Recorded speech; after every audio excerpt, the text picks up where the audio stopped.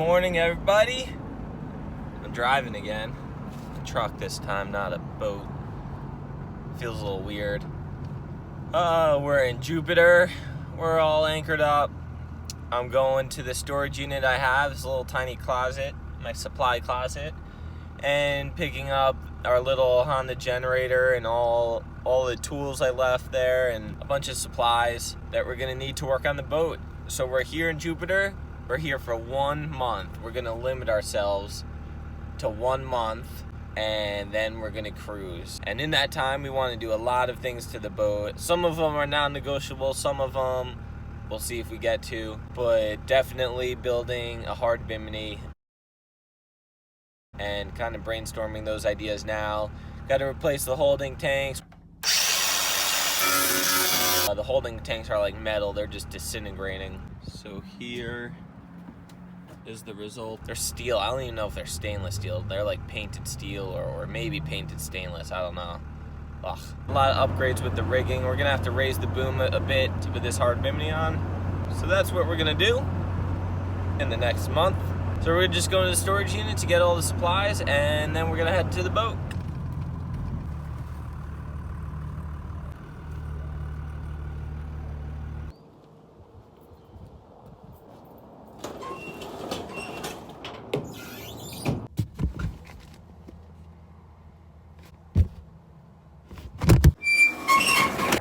First project we're going to attack is this stay here. It's one of the lower back stays, and it just kind of slid up. So check that out. That's a little slot. It just slid straight up out of there. Let's see how it looks from inside. It just slid straight up and sheared the bolts. Look at that. That's crazy. So when I got the boat, oh man, this was definitely leaking through this chain plate here. I took the other bolt off, so I'll show you the next one when it comes off. It definitely just got some moisture in there and stayed in there and started to corrode just one part of the bolt because there's no corrosion on the outside of these bolts. Just corroded it, weakened it, and then all of a sudden we put some pressure on there, a good amount actually. And pop, here it is. You can see, I don't know if you can see. Turn the light on for you. So you can see that corrosion in there. Look at that. The outside, I mean, this part's fine. Like, you don't see anything. Check this out. This is the top bolt. Super, super corroded on the inside. I don't know what this brown stuff is around it. Some sort of epoxy filler or something like that, I'm not sure. But it's so corroded. And I don't even think that's all of it. I think it just broke it. So we might be drilling that out. It's gonna suck, we'll see.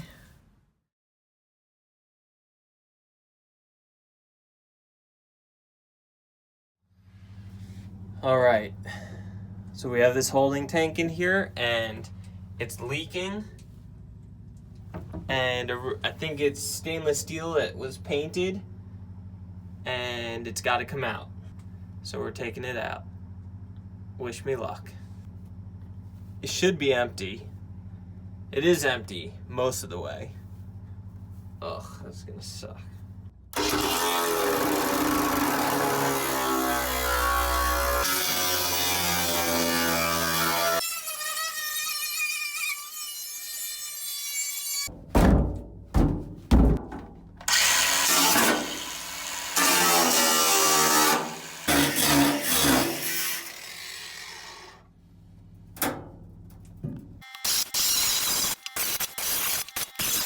So here is the result of yesterday's destruction. Ugh. Finally got it out. Disgusting, disgusting job. We're gonna go get this in a dumpster and clean up that compartment and replumb it. What's going on, you guys? I've just been installing the new holding tank. It's going pretty well. Much easier than taking the old holding tank out. Here, I'll show you what we got going on. Alright, so we're down in the bilge here. So I built this shelf. I just got some marine ply, epoxied it, blah blah, screwed it into some struts that were there. So this is our setup. We have the head is right on the other side of this bulkhead here. The water line is probably right about here. Somewhere in here. So what's going on is we have this line comes straight from the head. It goes up through this anti-siphoning valve, which is above the water line. And then it goes to this Y valve.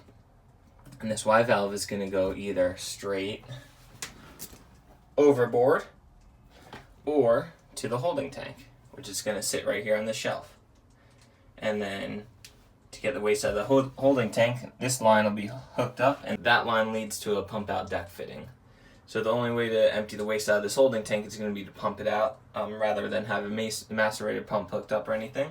You could set up your sanitation system a million different ways, maybe just 100 different ways, as long as you follow a few simple rules like make sure you have a holding tank, because it's illegal in the US to not have a holding tank, and you have to be able to lock it off. So when you're in inland waters, you have to make sure, right now it's going to the tank, if that tank was hooked up here, and you could put a padlock here or wire, something relatively permanent that you cannot easily get off, and that's the law. You have to have that so that you can't easily just pump it overboard and then quickly switch if you're ever getting your boat checked or whatever. It's got to be locked like that. You could have a macerator pump to help to pump overboard from the tank. We actually have that on in the other hull, so if we have to use the holding tank and we know we're not going to be by a pump out station in a while, we'll just use that head. I just don't want to install a whole macerator pump right now. Pay for the pump, have to plumb it in and wire it and all that stuff. It's just, this is simple. We already have that on that side. When we're offshore, the head just goes straight overboard. When we're inshore or wherever we're not supposed to pump overboard, you just pump in the holding tank and then get it pumped out. Putting together the fittings on the tank here. This is a Moeller 9-gallon super thick plastic holding tank. And 9 gallons is relatively small, but we have 2 of them, one on each side. And we don't plan to be like in Florida for too long using a holding tank. We want to be offshore and in the island and stuff like that. So using some Teflon tape to seal the threads.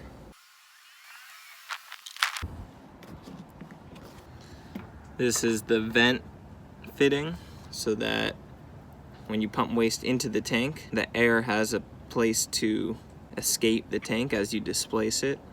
And this will vent well above the water line somewhere through the through hole.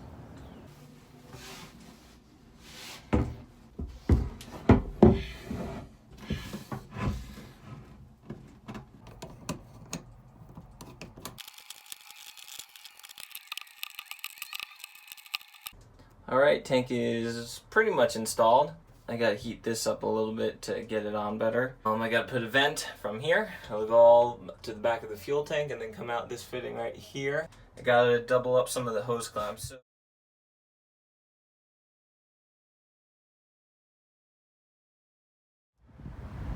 Yep. Alright, no questions. I'm not allowed to talk.